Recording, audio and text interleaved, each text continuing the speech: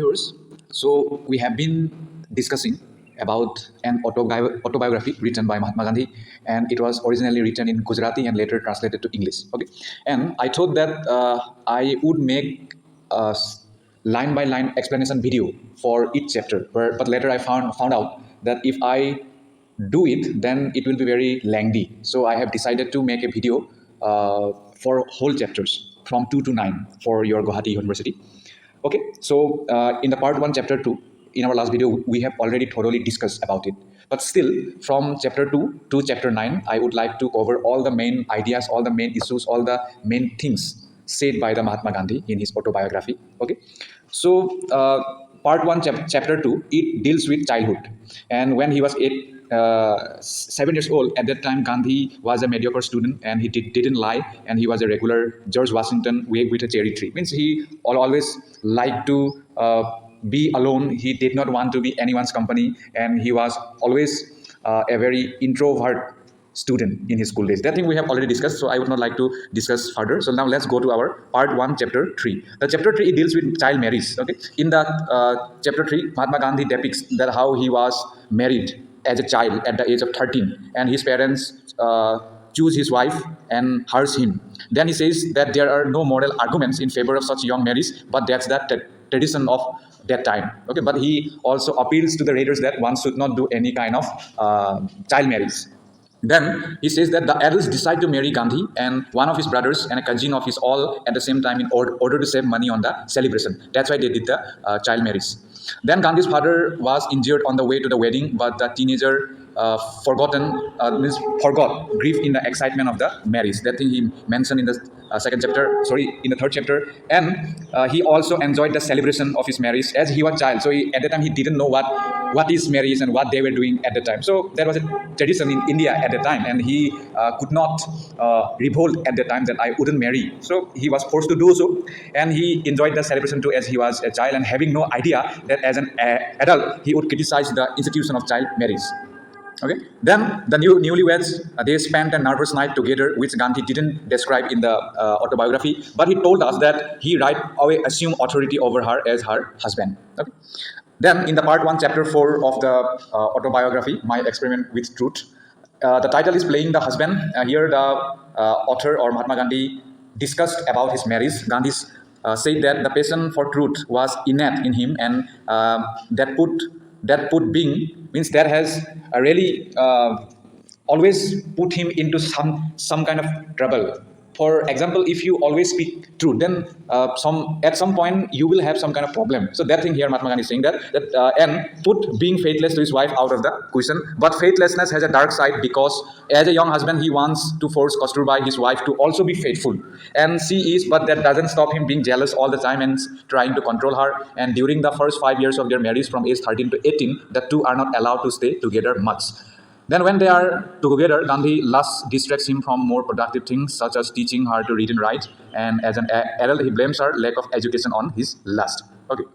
Then in the part 1, chapter 5, the chapter 5 title is At the High School. Here he says that in high school, Gandhi guarded his character carefully, becoming tearful at the least but of bad behavior on his part. And he disliked sport, but he always developed the habit of taking long walks, which he now says keeps him in good health. And an innocent mistake of Gandhi's leads the headmaster to wrongfully punish the teenager for lying. And the incident leads him to see that a man of truth has to be a man of care as well. So that was quite a high standard for him at the time, being as a student in the school days.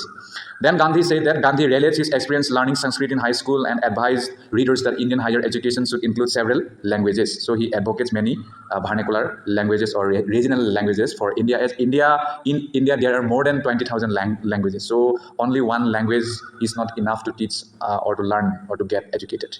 And in the part 1, chapter 6 title is A Tragedy. Here Gandhi says that he was going against the warnings of his wife and family. Then Gandhi befriends a young man with a bad reputation whom he seeks to reform. Then the friend reveals to him that many people secretly eat meat in violation of customs and religion. And the friend also says eating meat makes the English occupiers physically bigger and stronger than the Indians. So that was that kind of thing was going on there. So as he was a student, so he didn't have the worldly knowledge. That's why he did this kind of mistake. And under his friends' bad influence and seeking strength for himself and his countrymen, so they may someday throw off English rule, Gandhi sets a date with his friend to eat meat, which Gandhi refers to as an experiment. So here, as the title is also my story, Experiment with Truth. That's why here Gandhi is saying that since his childhood to his adulthood, he was just experimenting things. He was experimenting the truth. Okay, he was not lying. He whatever he was experiencing, that all thing, or whatever he witnessed, that all thing, he has tried to delineate through this through this autobiography. That's why the title is very interesting, and it is also significant, right?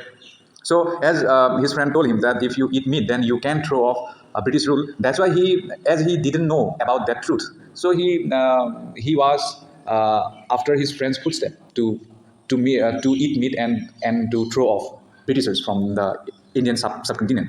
And in the part 1, chapter 7, it is continued, and it says that the day arrives, Gandhi and his friends sneak off to eat meat. The goat meat makes Gandhi sick, and that night he dreams of a live goat bleating inside him, and he feels full of remorse after eating the goat. This kind of thing you have to mention. You don't have to mention all the things that is written by Mahatma Gandhi, but you have to mention the important essential points. Okay, so this is also a very important point, so you should note it down.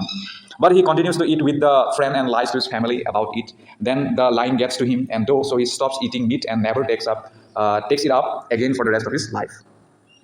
Then the friend also takes Mahatma Gandhi to a brothel. So he had also gone to brothel, means to a prostitution. But in this autobiography, Mahatma Gandhi has expounded that he was too nervous to sleep with the sex worker or the prostitute. So he says going at all though counts as a moral failing. So that was a kind of moral failing for him. Okay, so he has not hidden, or he has not tried to hide any information from his life or experience or whatever the thing he has seen in his life or gone through.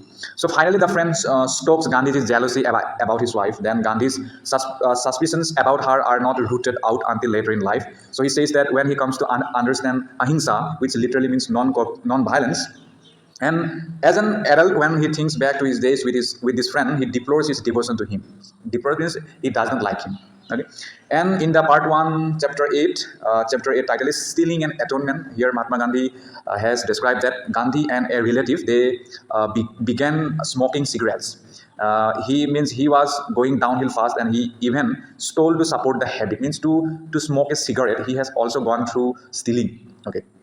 And the lack of independence from their elders led them to decide to commit suicide, both they chicken out. Okay.